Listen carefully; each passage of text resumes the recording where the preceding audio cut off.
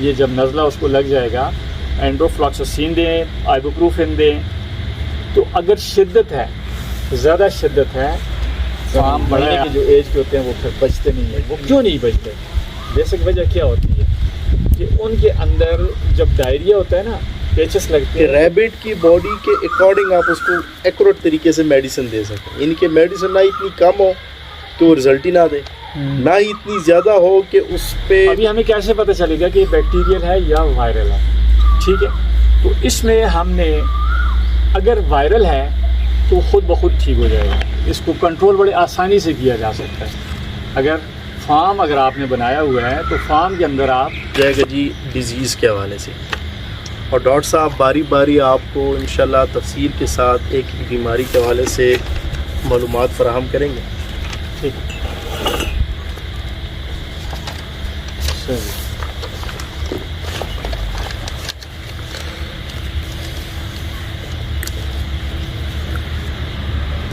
اس کو ڈسکس کریں. یہ یہاں سے شروع ہو عام پائی جانے والی بیماری ان کی تفصیل, تو باری باری ایک ایک بیماری. اچھا, نمبر 1 ہاں ٹھیک ہے. بیماری جو ہے ڈس ایز, نام سنے آپ نے ڈیزیز کا؟ بیماری ہے, ڈیزیز لگی ہے, فلاں یہ بیمار ہے, فلاں کو یہ ڈیزیز. ایکچولی اس ڈیزیز کو اگر یہ کہا جائے ڈس ایز, DIS ڈس EASE ایز, ٹھیک ہے, تو بات سمجھ میں آتی ہے کہ بیماری کچھ بڑی چیز نہیں ہوتی. مطلب ڈس ایز ہو گیا بندہ, ایزی نہیں, ایزی فیل نہیں کر رہا. تو اسی طرح جانوروں میں بھی ڈس ایز یا ڈیزیز جیسے کہتے ہیں, یہ کیوں آتی ہے کہ جب ہم ایکو سسٹم کو, اس کے انوائرمنٹ کو جب ہم چینج کریں گے, نیچرل سسٹم کو اگر ہم شفٹ کرتے ہیں, چینج کرتے ہیں, تو یہ بیماریاں ان میں آ جاتی ہیں. کیونکہ یہ رہتے ہیں جب ہم ان کو رکھتے ہیں اس میں پنجروں میں رکھیں گے تو یہ زیادہ کلوز ہوتے ہیں نا. ایک پنجرا ہے, پھر مطلب آدھے فٹ کے بعد دوسرا ہے, تیسرا ہے, پھر اور آل جو ہے وہ شیڈ کے نیچے ایک جگہ پہ ہے. تو مختلف چیزیں, اور ہوا کے اندر جو ہے نا مختلف جراثیم وہ گھوم رہے ہوتے ہیں, پھر رہے ہوتے ہیں. تو وہ اس ریبٹ کے اوپر حملہ کرتے ہیں کہ جس کا قوت مدافعت جو ہے, جس کا جسم کمزور ہو, بیمار ہو, ٹھیک ہے, لاغر ہو, اس کے اوپر حملہ کرتے ہیں. صحت مند کے اوپر بھی کرتے ہیں. تو صحت مند والے کیا کہتے ہیں, جو صحت مند کے اندر جو جراثیم ہوتے ہیں وہ باہر والے جراثیموں کو مار دیتے ہیں, یعنی ان کو پتہ ہی نہیں چلتا. لیکن جو کمزور ہوگا تو وہ باہر والے جراثیم اندر والے جراثیموں کو, یعنی ریبٹ کے اندر ماریں گے, تو ان کو مختلف بیماریاں لگ جائیں گی. مثال کے طور پہ جلد کی بیماری لگ جاتی ہے. یہ ایک انگریزی میں یہ لکھے ہوئے ہیں, لیکن آپ کو سادہ الفاظ میں یہ بتائیں گے کہ یہ خارش کی بیماری ہے. خارش کی بیماری انسان کو بھی لگ جاتی ہے, ٹھیک ہے. یہ بیماری وہ بیماری ہے کہ جو خاص کر خرگوشوں میں جو بیماری ہے کانٹیکٹ سے لگتی ہے. کانٹیکٹ مطلب ہے ایک خرگوش دوسرے سے ٹچ ہوا, یا اس کے کھانے کے اندر سے اس نے کھانا کھایا, اس کے پانی کے اندر سے اس نے پانی پیا, تو وہ جراثیم اس کے اندر دوسرے کے اندر بھی ٹریول کر جائیں گے, دوسرے سے تیسرے کے اندر, تیسرے سے چوتھے کے اندر کر جائیں گے. کرتے کرتے پورا فارم جو ہے اس کے اوپر آ جائے گا, بیماری کے اوپر آ جائے گا. اس بیماری کو یہ ہے اس کو کنٹرول بڑے آسانی سے کیا جا سکتا ہے. اگر فارم اگر آپ نے بنایا ہوا ہے تو فارم کے اندر آپ بڑے آسانی سے اس کو کنٹرول کر سکتے ہیں. کہ ایک انجیکشن ملتا ہے آئیور میکٹن کے نام سے, ایک بازار میں انجیکشن ملتا ہے. تو کوشش یہ کرنی چاہیے کہ آئیور میکٹن ہی لینا چاہیے. اس کا جو اندر وہ فارمولہ جو ہے نا, فارمولیشن آئیور میکٹن ہے, تو کمپنی کا نام بھی آئیور میکٹن ہے. تو ہم کیا کرتے ہیں, اسٹور میں جاتے ہیں, کہتے ہیں جی آئیور میکٹن دے دیں, تو وہ آئیور میکٹن ہی وہ دیتا ہے. لیکن کسی اور کمپنی کا وہ میں نے دیکھا ہے کہ وہ میرے تجربے میں یہ آیا کہ وہ زیادہ کام نہیں کرتے. تو جو اوریجنل ہے, اوریجنل نام بھی اس کا آئیور میکٹن ہے, وہ اس کو جلد کے نیچے لگاتے ہیں. کل شاید پریکٹیکل میں آپ بتائیں ان کو کہ کیسے وہ لگایا جاتا ہے, کتنا لگایا جاتا ہے. تو وہ 3 مہینے کے بعد اپنے کورس پہ وہ لگا دینا چاہیے. اس سے کیا فائدہ ہوگا, اس سے بیرونی جو ورمز ہوں گے جو ہمیں دکھائی نہیں دیتے آنکھوں سے, جو کیڑے اشرات جو ہوتے ہیں جو اسکن کے اوپر ہوتے ہیں, یہ ہماری اسکن ہے نا, اگر غور سے دیکھیں سوراخ نظر آ رہے ہیں نا, اس ایک ایک سوراخ میں لاکھوں بیکٹیریا اور وائرس بیٹھے ہیں. تو ایسے ہی خرگوش کے بھی بال کے نیچے بیٹھے ہوئے ہیں تو وہ ان کو انفیکشن دیتے ہیں. اگر یہ انجیکشن ہم لگاتے ہیں تو وہ اس سے محفوظ ہو جاتے ہیں. یعنی ان کی جو جلد خراب ہوتی ہے, اکثر پاؤں خراب ہو جاتے ہیں, ٹھیک ہے, ناک خراب ہو جاتی ہے, بال گر جاتے ہیں, تو یہ اس سے کنٹرول ہو جاتا ہے. تو اگر ان کیس اگر وہ کنٹرول نہیں ہوتا تو 10 دن کے بعد, 7 سے 10 دن کے بعد آپ یہ ڈوز دوبارہ دے سکتے ہیں. ٹھیک ہے. تو ایک اور ہے بیماری ہے جس طرح زکام وغیرہ جو لگ جاتا ہے, چھینکیں آتی ہیں ان کو, ایک کو لگتی ہے, پھر دوسرے کو, پھر تیسرے کو, پھر پورے مطلب ہے کہ فارم میں پھیل جاتا ہے. یہ سردیوں میں بھی ہوتا ہے اور گرمیوں میں بھی ہوتا ہے. ٹھیک ہے. تو اس کے لیے جو ہے پہلے تو کوشش یہ کی جائے کہ اگر آپ جتنی سپیس دے کے فارم بناتے ہیں, جتنے مطلب دور دور چھوڑتے ہیں خرگوشوں کو, چھوڑ سکتے ہیں, جتنے بڑا پنجرہ بنا سکتے ہیں, جتنی اس کو جگہ کھلی گھومنے کے لیے دے سکتے ہیں, تو یہ بیماری مطلب کم آئے گی. کیوں؟ ایک ہی دوسرے کے ساتھ کانٹیکٹ نہیں ہوگا. جب کانٹیکٹ نہیں ہوگا تو وہ اس سے کم آ گئی. ان کیس اگر کوئی بیماری یہ آ بھی جاتی ہے تو اس کے لیے کچھ اینٹی بائیوٹکس ہیں جو آپ نے استعمال کرنی ہے. Indigestion diarrhoea disease. اچھا جی, یہ ایک رنی نوز بھی اس کو کہتے ہیں نا, رنی نوز مطلب چھینکیں آنا, زکام لگا رہنا اس کو, اور یہ ساری چیزیں. تو اس کے لیے ایک اینٹی بائیوٹک ہے اینڈوفلاکساسین. اینڈوفلاکساسین یہ ہے, اس کو 0.4 cc جو ہے نا پر کے جی باڈی ویٹ, اگر 1 kg ہے, 2 ہے, 3 ہے, تو اس کو ڈیوائڈ کرنا ہے, اس کو کتنا لگانا ہے, تو وہ اسکن کے نیچے یہ ایک اینٹی بائیوٹک ہے. ٹھیک ہے. کوشش یہ کی جائے کہ آپ کے ریبٹس کو زکام لگتا ہے تو 2-3 دن تک انتظار کر لیں آپ, شاید کہ وائرس نکل جائے. اس کو کچھ اور اپنے جو ٹوٹکے ہیں جس طرح وہ کہتے ہیں, اگر ٹوٹکے استعمال کرتے ہیں ٹھیک چل جاتا ہے, تو نہیں تو پھر آپ یہ ایک اینٹی بائیوٹک ہے اینڈوفلاکساسین دینا ہے. تو سیرپ ہے, کبھی بھی پیناڈال سیرپ استعمال نہیں کرنا. ریبٹس کے اندر کیلپول پیناڈال بیسیکلی مطلب یہ فارمولیشن ہے اس کی. تو پیناڈال جو ہے اس کے اوپر وہ کام آئیبوپروفن یا بروفن جس کو کہتے ہیں, بروفن, ہاں اس کا فارمولا آئیبوپروفن ہے, اس کو استعمال کریں آپ. اس کی مطلب ہے کہ سیرپ فارم میں آتا ہے. یہ جب نزلہ اس کو لگ جائے گا, اینڈوفلاکساسین دیں, آئیبوپروفن دیں. تو اگر شدت ہے, زیادہ شدت ہے, فارم بڑا ہے آپ کا اور شدت زیادہ ہے, تو پھر آپ اسٹیرائڈ استعمال کریں. اسٹیرائڈ کا پتہ ہے کسے کہتے ہیں؟ میں اکثر اسٹیرائڈ کی تعریف کرتا ہوں کہ جب مریض مر جائے نا تو اسٹیرائڈ دیں, پھر وہ کام نہیں کرتا. جب تک اس کی سانسیں ہیں نا اسٹیرائڈ دیں تو وہ کام کرتا ہے, لیکن بعد میں بیڑا غرق کر دیتا ہے اسٹیرائڈ. تو اسٹیرائڈ یہ ہے کہ فار دا ٹائم بینگ آپ کو وہ کام دے دے گا. کیناکارٹ ہو گیا یا ڈیکاڈران ہو گیا, ٹھیک ہے, یہ والے اسٹیرائڈ آپ لگا سکتے ہیں اس دوران اگر زیادہ ہے. تو کوئی ایول وغیرہ کی جو اگر گولی ہے تو اس کو پیس کے پانی میں ملا کے دے سکتے ہیں. ایک گولی کو آدھے کپ پانی میں ملا کے, چھوٹی سی گولی کو وہ دے سکتے ہیں. نہیں ہے کوئی شربت ہے اس کی چند ڈراپس دے دیں. اس سے یہ ہوگا کہ خرگوش کے اندر جو ہے نا غنودگی بھی آئے گی. تو یہ اس بیماری کے لیے. تو اسکیبس کی بھی کچھ بات ہو گئی تھی. تو اسکیبس کے لیے جو اندرونی بیرونی کیڑے تو یہ آئیورمیکٹن کرے گا نا. تو اس کے علاوہ جو آپ نے فینبینڈازول یہاں پر ملتا ہے ابھی کہ نہیں؟ جی اویلیبل. ہاں, فینبینڈازول ہماری برکت سے پورے پاکستان میں بھی عام ہو گیا ہے. فینبینڈازول, ٹھیک ہے, اس کو استعمال کرنا ہے. کچھ وقفہ دے کر البینڈازول, کیونکہ کچھ کیڑے جو ہیں وہ فینبینڈازول سے مریں گے, کچھ بقایا مختلف کے ہوتے ہیں البینڈازول سے مریں گے. ٹھیک ہے. می بینڈازول ہے, مختلف ہیں. یہ اس کے مختلف اس میں آپ وقفوں میں آپ جتنے بینڈازول گروپ ہے کیا اکٹھا کرنے سے نقصان ہو سکتا ہے؟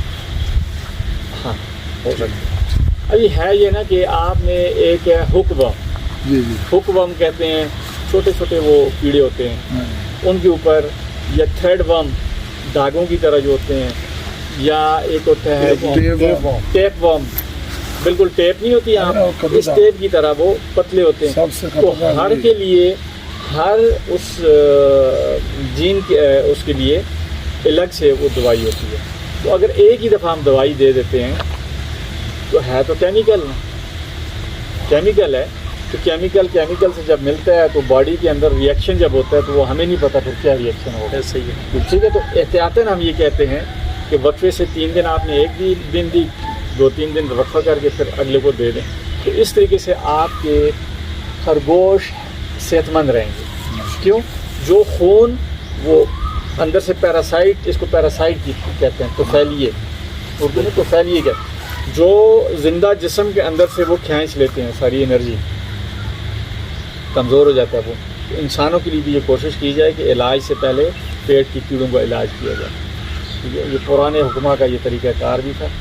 تو اس طرح مطلب اپنی ابتدا کریں، یعنی جب 2 مہینے کا ہو جائے نا خرگوش، جب وہ گھاس پھوس کھانا شروع کر دے، ماں کا جب دودھ پی رہا ہے تو اسے ان چیزوں کی ضرورت نہیں. ٹھیک ہے. یہ والی میڈیسن ہے. تو اس کے کتنے ٹائم بعد یہ ڈیورمنگ کہلائے گی نا؟ ڈیورمنگ کہلائے گی. تو یہ کتنے ٹائم کے بعد پھر سے کی جائے؟ ایک باری کورس کروانے کے کتنے ٹائم؟ دیکھیں آپ خوراک ان کو کیا دے رہے ہیں. اکثر یہ جو بلیڈ ہوتا ہے نا، یہ گھاس کا یہ بلیڈ ہوتا ہے، اس کے اوپر سسٹ ہوتی ہے ان کی کیڑوں کی، انڈے ہوتے ہیں مختلف کیڑوں کے انڈے جو ہمیں نظر نہیں آتے، لیکن ان کو جب پیٹ میں اندر جا کے انوائرمنٹ ملتی ہے، ریبٹ کے پیٹ میں یا انسان کے پیٹ میں اندر جا کے ایک ماحول ملتا ہے کہ اتنا ٹیمپریچر ہونا چاہیے، اتنی نمی ہونی چاہیے، وہ ساری چیزیں برابر ملتی ہیں اسے، تو وہ وہاں پہ گرو کرتا ہے. تو 3 مہینے کے وقفے سے یہ اگر میکٹن تو 3 مہینے کے وقفے سے دے دیں. اور یہ ڈیورمنگ جو ہے وہ آپ ہر فارم والا اپنا وہ خود چیک کر سکتا ہے کہ مجھے 2 مہینے بعد کرنا ہے. مینجمنٹ کیا ضرورت کے مطابق. ہاں وہ دیکھیں کہ بھائی کمزور ہو رہے ہیں، خوراک دے رہا ہوں ساری چیز، لیکن ان کی صحت نہیں بن رہی ہے. ڈیلی صبح چارہ جا رہا ہے، اس کا مطلب کہ جلد ضرورت پڑ گئی ہے کہ کچھ جا رہا ہے تو تھوڑا لمبا وقفہ ہو جائے. ہاں یہ اس کو دینا ہے. اور جی اس کے علاوہ ڈائریا یعنی جو پیچز کا لگ جانا، یہ بڑی خطرناک ہے، اور آج کل گرمیوں کے موسم میں کافی زیادہ ہوتا ہے، اور بچوں کو لگتا ہے تو بس وہ تقریباً 95% بچے وہ ہیں مہینے کے جو ایج کے ہوتے ہیں وہ پھر بچتے نہیں ہیں. وہ کیوں نہیں بچتے؟ بیسک وجہ کیا ہوتی ہے کہ ان کے اندر جب ڈائریا ہوتا ہے نا، پیچز لگتے ہیں، تو انسان جو جسم کے اندر منرلز ہوتے ہیں، منرلز مطلب کسی کہتے ہیں جس طرح سوڈیم ہے، پوٹاشیم ہے، سوڈیم نمک ہے، ٹھیک ہے، اس طرح کی چیزیں، نمکیات، ہاں نمکیات جسے کہتے ہیں. یہ انتہائی 0.2% کی مقدار سے ہماری باڈی کو چاہیے، لیکن لازمی چاہیے. اگر نہیں ہے تو وہ پھر جسم کے اندر مثال کے طور پر اگر سوڈیم نمک نہیں ہے نا، تو آپ کے جسم کے اندر کرنٹ نہیں بنے گی. ہمارا جسم ریگولر یہ کرنٹ سے چل رہا ہے نا، چارج ہو رہا ہے. خرگوش کا جسم بھی کرنٹ اسے چاہیے ریگولر. تو جب پیچز لگتا ہے تو پیچز کے اندر وہ جو نمکیات ہیں وہ خون کے ذریعے وہ دماغ تک یا دل تک یا وہ نہیں پہنچ رہی ہوتی. جب وہ نہیں پہنچ رہی ہوتی تو فوری طور پہ اس کا دل دھڑکنا ختم ہو جاتا ہے، یا پھر اس کے مطلب دماغ کام کرنا ختم ہو جاتا ہے. تو اس لیے جب بھی پیچز ہوں تو آپ کوشش یہ کریں کہ فوری طور پہ نمکیات دیں. اگر پاس نمکول ہے تو چھوٹی سرنج میں ڈال کے ان کے منہ کے اندر ڈالیں. ٹھیک ہے، تھوڑا تھوڑا کر کے ڈالتے جائیں. بڑا محنت طلب کام ہے یہ. ٹھیک ہے. تو پروگنوسس کیا ہے؟ پروگنوسس بچنے کے چانس کتنے ہوتے ہیں؟ یعنی 1 مہینے کا ہے تو اس میں اگر آپ نے انتہا کی کوشش کی ہے نا تو میکسیمم 20% چانس ہے بچنے کا. 80% پھر بھی پیچز لگ گئے تو وہ ایسے ہی ضائع ہو جاتا ہے. 100% درست ہے، بالکل ایسے ہی ہے. سروائیول انتہائی زیادہ ہاں بچوں میں کام ہوتے ہیں. بڑوں میں کیا ہوتا ہے کہ بڑوں کی مطلب ان کے اندر منرلز ایک دم سے ریلیز نہیں ہوتے، نکلتے نہیں ہیں جسم سے. تو ان کو بہرحال یہ ہے کہ آپ نے منرلز جو ہیں وہ اگر کچھ بھی نہیں ہے پاس، چینی، یہ نمک، اس کا محلول بنائیں، محلول بنا کے دیں. بیسٹ جو چیز ہے اپنے خرگوش فارم کے اندر آپ اگر رکھتے ہیں، آپ اسے ہنی، شہد رکھیں، نیچرل بھی ہے اور بڑا اس کا زبردست رزلٹ آئے گا. ٹھیک ہے. 1 کلو شہد میرے خیال میں آپ کا اگر 200 خرگوش بھی رکھیں نا 3 مہینے تو چلے گا. ٹھیک ہے. اس کو محلول کر کے ایک قطرہ ہی دینا ہوتا ہے ان کو. اس میں نمک لازمی ڈالنا ہے, ٹھیک ہے, نمک ڈالنا ہے. تو یہ چیزیں دیں تو ڈائریا. ایک ہوتا ہے انڈائجیشن, بدہضمی جو ہو جاتی ہے. تو بدہضمی کیسے ہوتی ہے کہ ہم زیادہ تر بدہضمی کس کو ہوگی, کون سے ریبٹس کو ہوگی, کیج والے کو ہوگی یا نیچے والے کو ہوگی؟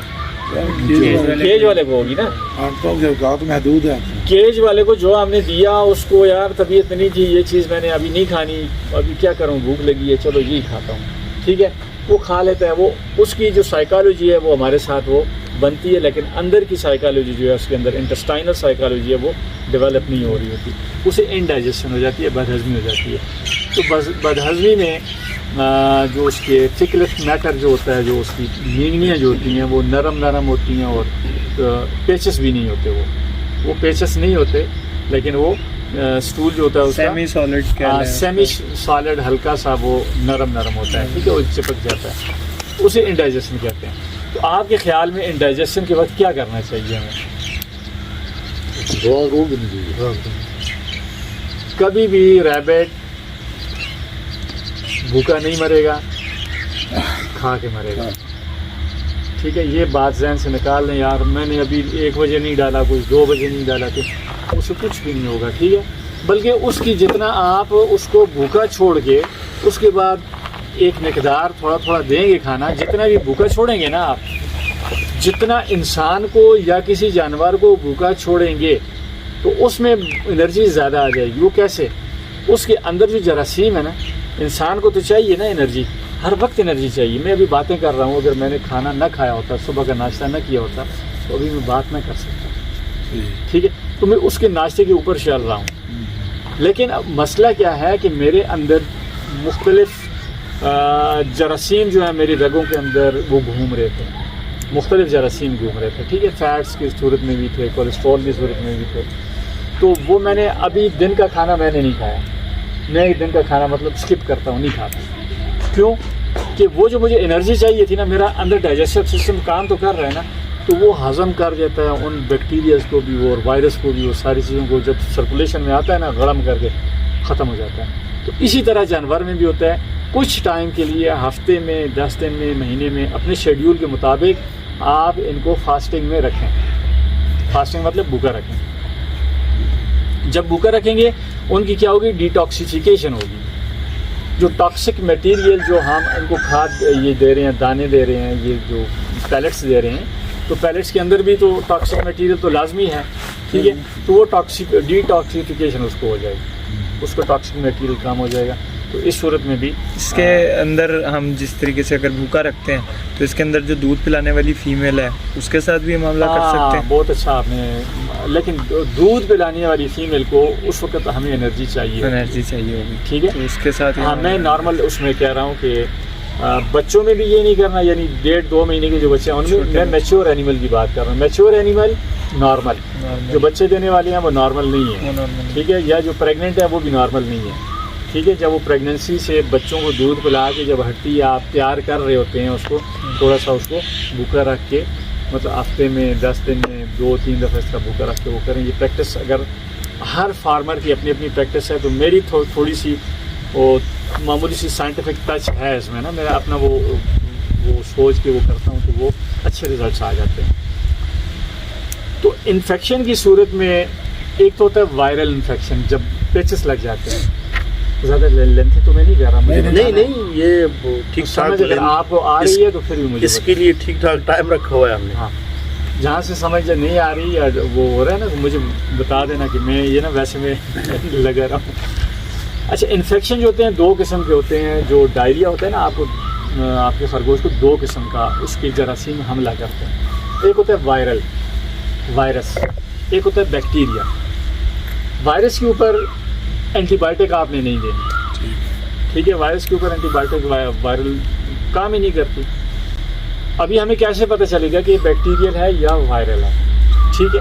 تو اس میں ہم نے اگر وائرل ہے تو خود بخود ٹھیک ہو جائے گا. بڑے جانور کی میں بات کر رہا ہوں, چھوٹوں کی نہیں, ٹھیک ہے, بڑوں کی میں بات کر رہا ہوں. تو بڑوں کو آپ نے ان کو نمکول وغیرہ دینا ہے, ری ہائیڈریشن کرنا ہے ان کو, جب پیچز لگتے ہیں تو ڈی ہائیڈریشن ہو جاتا ہے, جسم میں کمی ہو جاتی ہے ان کے. انسان میں تو ہم کہتے ہیں کہ زبان دکھاؤ, جلد دکھاؤ, آنکھیں دکھاؤ, اس میں تو ہم نہیں کہہ سکتے. اس میں لتھارجک ہو جائے گا, ٹھیک ہے, وہ سر اوپر کر دے گا, ڈل ہو جائے گا, کونے میں چلا جائے گا, ٹھیک ہے.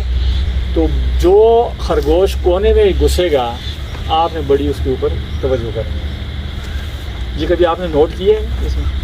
اکثریت ہوتا ہے کہ جو بیمار خرگوش ہوتا ہے وہ ایک کیج کے کارنر پہ جا کے بالکل بیٹھا رہتا ہے, وہ ویسٹ بھی ادھر ہی کرتا ہے, وہ یورن بھی ادھر ہی کرتا ہے, وہ بس ایک کونے پہ جا کے بیٹھا رہتا ہے. وہ آئے تو میں نے ایک وہ رکھی ہوئی تھی نا, وہ گائے رکھی ہوئی تھی, تو گائے سنبھالنے والا جو تھا وہ بڑا ایکسپرٹ تھا نا. گائے کا اتنا بچہ تھا تو وہ چلا گیا, وہ درختوں میں اس طرح بیٹھا رہتا نا. مجھے تو نہیں پتا تھا یہ کیا وجہ تھی. تو اس نے کہا جی اس کونا پکڑ کے رکھ. وہ کونا جس نے پکڑا تو اس کا مطلب ہے کہ اس کی کیئر کرو یا پھر یہ مر جائے گا. تو ایسی صورت میں, وائرل کی صورت میں وہ کونا پکڑ لیتے ہیں. بیکٹیریل کی صورت میں تھوڑی موومنٹ پیچز لگے ہوتے ہیں لیکن ادھر کود رہے ہوتے ہیں. تو اس میں جب وہ کرتا ہے تو اس کو آپ نے ری ہائیڈریشن کرنا ہے. 2 دن یا 3 دن میکسیمم اگر گزرتے ہیں, جب آپ نے اس کو پانی شانی دے رہے ہیں, ری ہائیڈریشن کر رہے ہیں, اورل سرنج کے ذریعے کر رہے ہیں, تو وہ مرے گا نہیں انشاءاللہ. بے شک خوراک نہ کھائے. لوگ اکثر پوچھتے رہتے ہیں جی وہ نہیں کھا رہا, کیا کریں, یہ نہیں کھا رہا تو نہ کھائے. وہ اس لیے نہیں کھا رہا کہ اس وقت اس کو خوراک کی ضرورت نہیں ہے. اس کو انرجی کی, کون سی انرجی کی ضرورت ہے, اس کو یہ منرلز کی ضرورت ہے. وہ جو خوراک کھا کے منرلز اس میں سے نکال نہیں سکتا. وہ جب یہ خوراک کھا رہا تھا اسی سے منرلز بھی نکلتے ہیں نا, اسی کے اندر سے, لیکن وہ اتنی ڈائجیشن کر نہیں سکتا. تو لہٰذا منرلز آپ نے ڈائریکٹ دینے. بیکٹیریل کیس میں پھر اینٹی بایوٹک آپ نے دیتے. ہر بندہ اپنی وہ فارمر سے کرتا ہے, لیکن اس کے اندر جو ایک اچھی آپشن دی ہے یہ ہے سپروفلاکساسین ہے. سپروفلاکساسین جسے